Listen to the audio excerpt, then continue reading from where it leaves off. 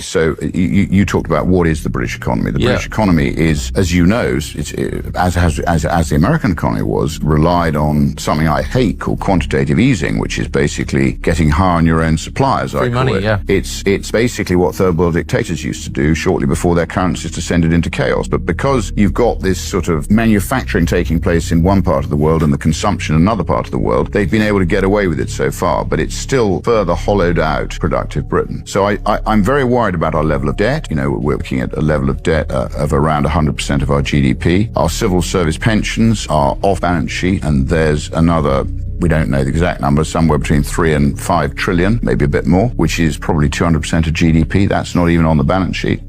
We have this accounting system called Oscar 2, which I think is probably delusional in that it leaves off chunks of liability and probably enhances chunks of the asset side of the balance sheet.